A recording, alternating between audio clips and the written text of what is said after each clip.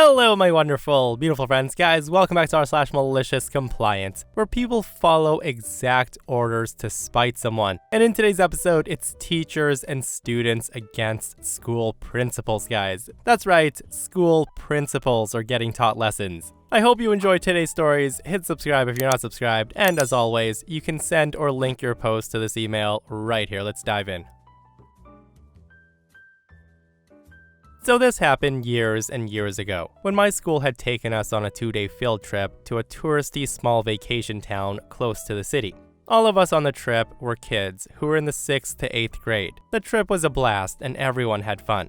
This event happened just before we were supposed to leave. So our school had a weird policy where after every field trip, they would gather all the students in one room and pick out a random group of students and ask them to say a couple of sentences about the venue, experience, whatever. 5 of us were chosen for it this time, and we were asked to wait in a room and come out one by one. It was all cool until the first girl goes up to the mic and she says, "The experience was nice, but I felt the food they served was old and stale. I think a few people got sick." Now, as soon as she finished speaking, the principal flew into a rage as she descended on this poor girl and she starts screaming at her saying, "Who do you think you are? These guys have been working super hard for us all weekend. If you don't have anything good to say, don't say anything at all." Now, her reaction might not make sense, but the hotel where we were staying at belonged to some relative of hers, which is probably why we were there in the first place, and she felt some type of way about it. Well, that girl almost started crying as she came back to us. I was next up, so I was standing and waiting, but I could hear the principal going on a long rant about being well-behaved and setting a good example. I think at this point, it's worth talking about one of the other kids chosen to do this pointless exercise. He was an older kid in the 8th grade, and he had an accident on the trip,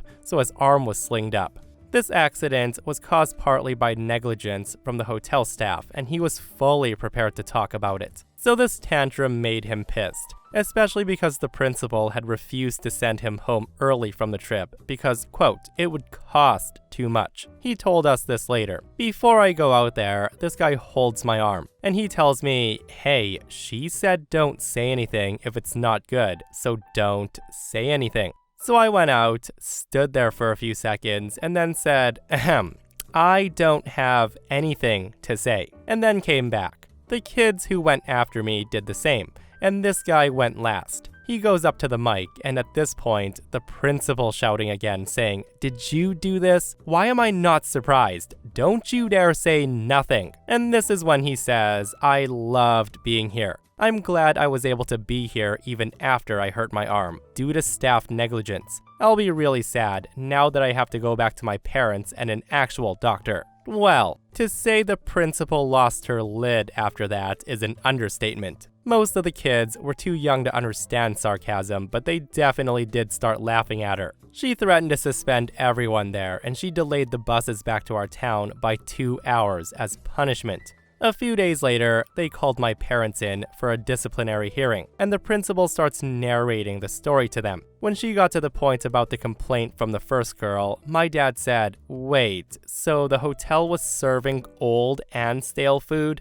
Now, I think the principal kind of got shook by that because I was asked to go back to class shortly after, and nothing else came of it. Oh boy, nothing like an 8th grader telling it exactly as it is, right? With no fear whatsoever. But seriously, that principal sounded like she needed to lose her job or something because neglecting an injured student and then giving that kid crap for speaking up and then punishing everyone for what he did is horrible. Like, I don't know how much power a principal has, but delaying a school bus by 2 hours as punishment, this person should not have been working with children at all, let alone getting to be the principal of a school.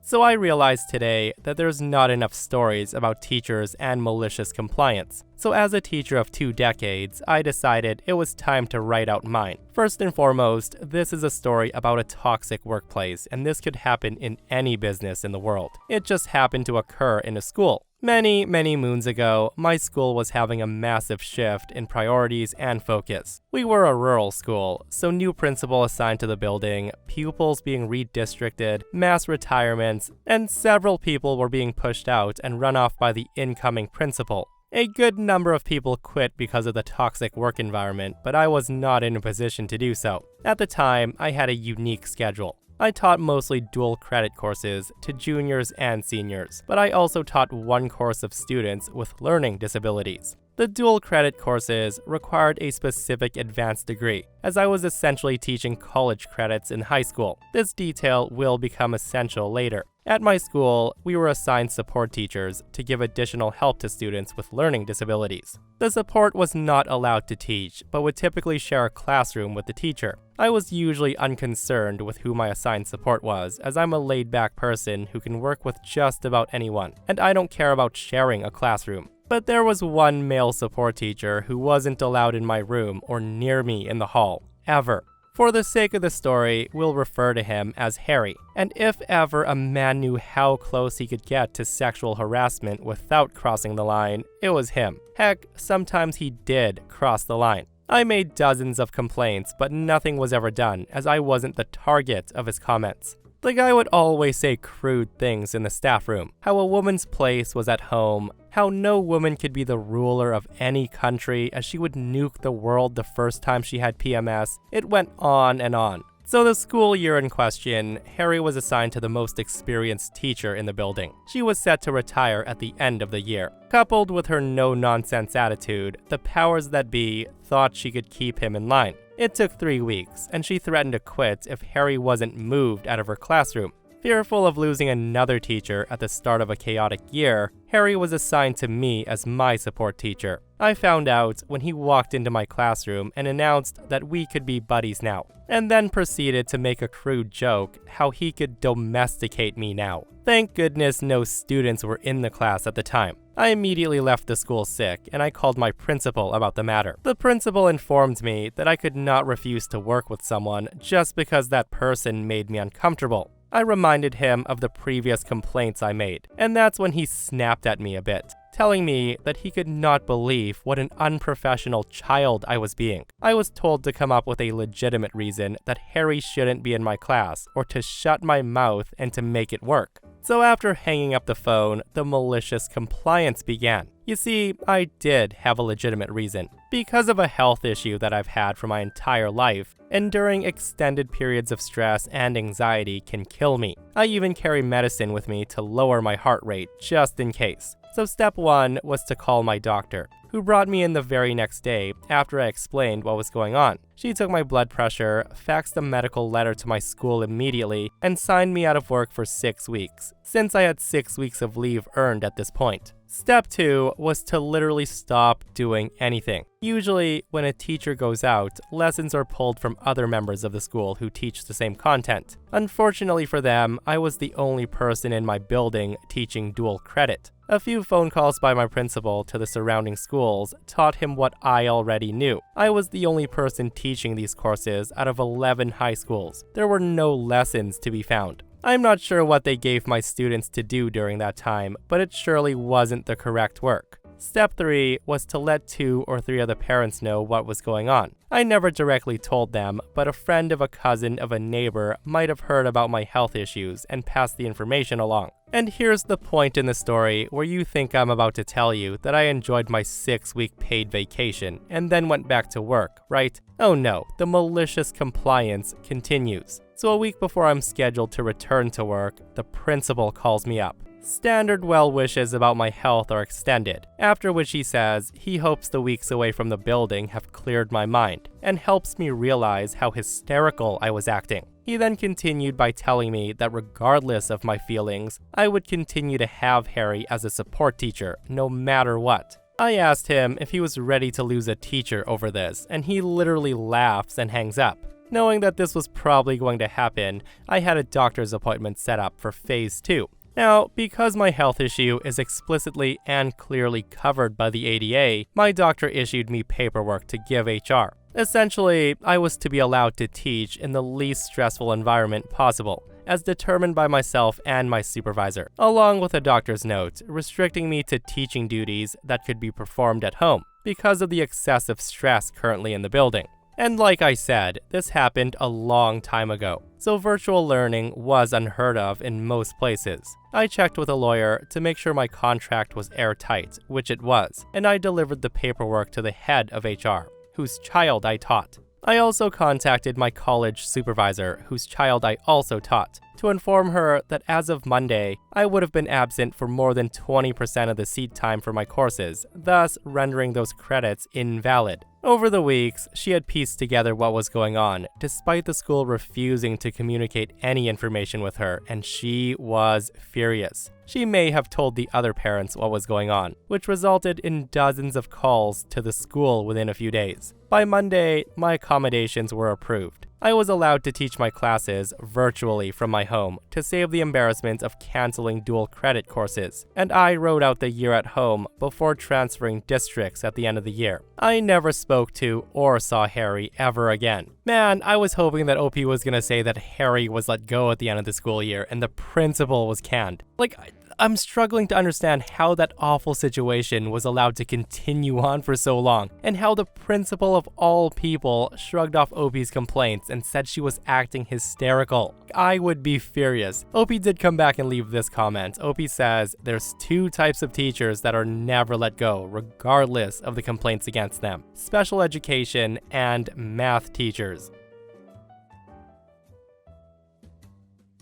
A few years back, I moved to a new state to take a high school teaching job in a rural town. I liked my fellow teachers and almost all my students, but this was a small town with the usual assortment of oversized attitudes. One student was particularly lazy. Her parents both worked in the small school district. One was the admin at the high school I was at, and the other was a teacher at a middle school. She rarely turned anything in on time, and what was turned in was rushed or incomplete. Somehow, though, she had straight A's in all of her classes. I quickly figured out why. When she turned in another late, incomplete assignment, I very generously gave it a D. Her overall grade in the class dropped to a B. I was then called in the next day to a meeting with the principal and both of her parents, who immediately complained that I was being unfair with my grades. And yes, one of these parents. They accused me of not giving students the instructions, so I showed them the instruction paper, which I passed out and went over in class. They then accused me of not giving her specifically a copy, but I remember handing it to her, and I told them why. I said she was too busy talking with and fooling around with her boyfriend when I was trying to go over the instructions. They didn't like hearing that part. They then accused me of not being clear with the deadline, but it was the second line of the directions. They then accused me of not fairly grading her work, but when I showed them her work, they clearly hadn't seen it before, and wondered whether I'd gotten the assignments mixed up before I showed them her name on it. And this is when the principal asked me to change her grade in the gradebook. I asked whether she'd have to redo the assignment first, but that was declined by her parents. The principal then said I had to change her grade. No ifs, ands, or buts, and I understand why my principal caved. It wasn't worth trying to fight two employees in a small rural district that's struggling to recruit people. So malicious compliance time. I went back to my classroom and I changed every student's grade to 100 in the gradebook. No special treatment. Even the ones who didn't turn in a single thing got a perfect score. And here's the fallout.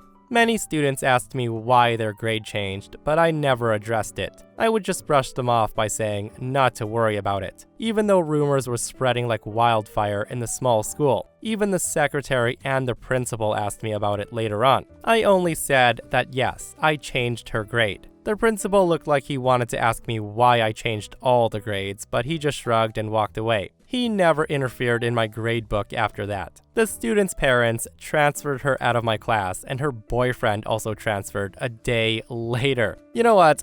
You'd think that if your parents worked at the school as a teacher, they would understand that kids need to be taught lessons when they don't complete assignments on time. The fact that that conversation was even a thing boggles my mind, guys. The principal should have shut it down real quick. Way to enable your lazy child, right? That girl's gonna get a rude awakening one day when mommy and daddy can't come to the rescue. I've been teaching for 6 years, at my last school for 2 years. I have a BA in history and an MA in education. My principal and administrative staff pulls me out of one of my classes during an intense lecture I was giving, and they ambushed me in the hallway to ask/tell me that I was going to be teaching IB classes next year. Now, for those unaware, International Baccalaureate courses are intense classes for high school students that last from 1 to 2 years. Now, these classes are intense, and some teachers have said it's basically a part-time job for them to plan and prepare without any additional pay and not part of my contract. And for context, within the first 2 weeks of working at this school, I noticed the other side of the pendulum. The kids with learning challenges were being pushed aside in order to achieve the principal's goals of becoming an elite IB school. I began advocating for these students and offered to teach a co-taught class with a special education teacher in order to help these students achieve. This was a great success, and seeing many of the former troubled students actively being engaged in class, I was told that I was one of their favorite teachers since I got them. After the first semester, I heavily petitioned the staff to allow me to teach more of these specialized classes in my department. And here's the deal. There was no change in the curriculum, just in how I presented it to the shared class. Anyhow, the principal shot down my idea, but allowed me to continue with my lone class for the next year. Now back to the present. After the ambush, I went home and I talked it over with my wife. She's my rock, and she understood that I was troubled with the additional task of basically adding an additional 15 hours of work a week to my schedule. And she said, go with your heart. The next week, I scheduled a meeting with the principal. I basically told him that I was unprepared to teach the IB course this year, but if he would give me this year to prepare additional materials and create the curriculum, I would be good to go for the next. I also asked if there were any other additional classes he would like for me to put together to teach next year. He said, no, teach this course next year or look for another job. I asked about the additional co-taught courses for the shared students who were overlooked, and he said they weren't important. I reminded him yet again that I was currently working towards my PhD in history in order to teach college-level courses in high school so students could get a dual credit and a jump on college and tech schools. At that, he laughed at me and he said, and I quote, "None of the additional education you've taken since you started working here benefits the school at all. No one cares." And hearing that, this took the wind out of me. I love teaching. All of the additional work, time, and effort spent away from my family has been in order to be a better teacher, a better example for my students. So I told him I would need to think about this and quietly left the room. I took the next day off, spending time with my family and speaking with my therapist. I went back to work after that, and there were a number of staff that spoke to me privately. They agreed that what he said was shameful. They then shared that I was not the only teacher he spoke to this way. From changing failing grades to passing, to having teachers sponsor multiple extracurricular clubs without pay. I went to my union rep and I added my statement to his ever-growing pile of staff statements about the principal. I assured him that I was willing to go to the school board, etc., and to just give me a call. Yep, I decided I was done. I then wrote the principal an outstanding resignation letter, full of positivity and thanking him for the wonderful opportunity to work at the school, and to have learned from this outstanding example of leadership. Did I also mention that I forwarded the email to the entire staff? There was no way that he could publicly respond negatively to my resignation, and he was furious. The majority of staff knew what was going on, and there were many smiles and fist bumps. I was told by the office staff later that there were 5 teachers that also resigned, making this the biggest turnover in staff in a decade. The principal now has to go before the school board next month to explain what's happening at his school. I wonder if I'm gonna get a call. Okay, so there is no update to this story, but I'd like to imagine that the school board reaches out to all the teachers and gets rid of that principal. And I've said this so many times, guys, like, I don't know how these types of a-holes keep getting into these positions of leadership. Like, the fact that he basically said to OP, what you're doing on your own time is useless here, nobody cares, really shows how great of a leader he is. Absolutely absurd. I just hope OP left and is at a place where they value an awesome teacher like them.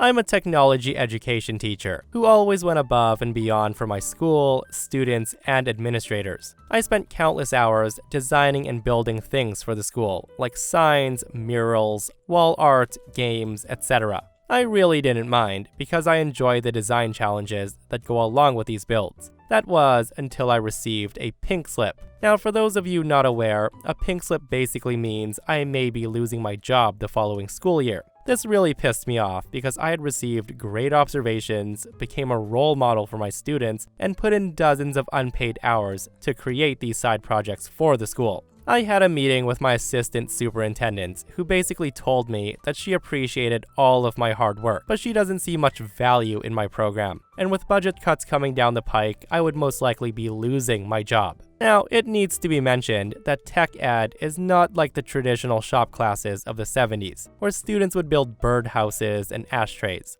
My curriculum focused primarily on STEM, with heavily involved hands-on applications. I related otherwise dry material to awesome projects that all the students enjoyed, and she knew it. It's also worth noting that the valedictorian was going to an Ivy League college to pursue STEM degrees. Needless to say, I was beyond livid. The week following the meeting, my principal asked me if I was interested in building some new games for the cafeteria that the students could play with when they finished eating. Easy table games like mini knock hockey, checkerboards, etc. to alleviate students from getting out of control. I explained that I could not complete the project, and that was that. That was until the assistant superintendent caught me in the hallway, and she told me just have the students build it. So that's exactly what I did. I took my laziest and most unqualified students for a special project, the result of which was glorious. Checkerboards that didn't have squares, hockey boards with splinters and uneven goals, laser engraved puzzles that didn't fit together, it went on and on. I thanked the students and asked the assistant superintendent to come on down to my lab, because the student projects were done and they were excited to show them off. So in she walks, and upon seeing the projects, she looks me dead in the eye. She now has a decision to make. Number 1, ask me what the hell happened, or number 2, tell the students to their faces what a great job they did. She opted for choice number 2. Going on and on how great everything looks and how proud she was of the students, while I had the biggest smile on my face knowing how crappy it turned out. I thanked her for suggesting to have the students build it, as she left with essentially a pile of scrap wood. The projects never made it to the cafeteria. I resigned from that school, and I took a job that paid $12,000 more at a place where I was valued. They ended up keeping the position, and they begged me to stay on board, like literally. I realized resigning was my best option because I could get an early jump on all the new openings, as opposed to being let go at the end of summer, which would leave me with the worst schools that couldn't find a teacher. Again, I'm glad Opie went to a school where they were valued as a teacher and gets paid more. But yeah, imagine getting told that the class you teach is worthless and you're expendable, and then they have the nerve to basically tell you right after, oh, we changed our minds. You can totally stay on. Please stay on. I just hope Opie had a giant smile on their face as they said, heck no. So this isn't my story, but it happened to some high school classmates of mine in the late 1990s. Unfortunately, I wasn't smart enough to be a part of it. The AP Calculus teacher had this tradition that held up for at least a decade, where if you brought your college acceptance letter, you'd be invited to his breakfast club. Essentially, instead of taking the math final exam for the year, he would provide transportation to the local IHOP and buy everyone breakfast and shoot the breeze together. The gesture was a popular and welcome one. After all, these were the brightest kids in the school, the top 10%, including the valedictorian, the captain of the debate team, and others. Taking a final exam when they were already assured their places in Ivy League schools was a pointless formality after all. So the year this story happened, there was a new teacher who made a big deal how unfair the breakfast club was. Funnily enough, her name was Karen. The school's vice principal came in and told the class that they would have to stay in the school with everyone else and take the final exam, or else they would face in-school suspension. The AP Calculus teacher had his hands tied, so on the day of the test, a Friday, the whole class came in and took their test, which consisted of a single question. The question was, what's your name? The students looked up to see a grin on the teacher's face, and they quickly caught on. Everyone filled in their papers, submitted them, and off they went to IHOP. Perfect test scores for everyone. By the time the weekend was over, the whole school knew the story. And Karen must have complained to the vice principal once more because he came in and gave an in-school suspension for the entire class. It was a truly odd sight to see the school's geniuses filing into the detention room, only to find out that their AP calculus teacher had volunteered for monitor duties. And he had brought bags of bagels, cream cheese, whitefish spread, and butter for everyone's serving suspension that day. Mr. Buckley, you're a legend. And that, my friends, brings us to another end of our /malicious compliance. Guys, I hope you enjoyed today's stories. If you did, hit that thumbs up. And if you're not subscribed, consider subscribing so you don't miss these crazy stories. And if you missed the last episode on the channel, it's another malicious compliance episode where bad bosses are getting destroyed. Go check it out if you haven't, and myself and Stevie Boy will see you guys in the next one. We love you.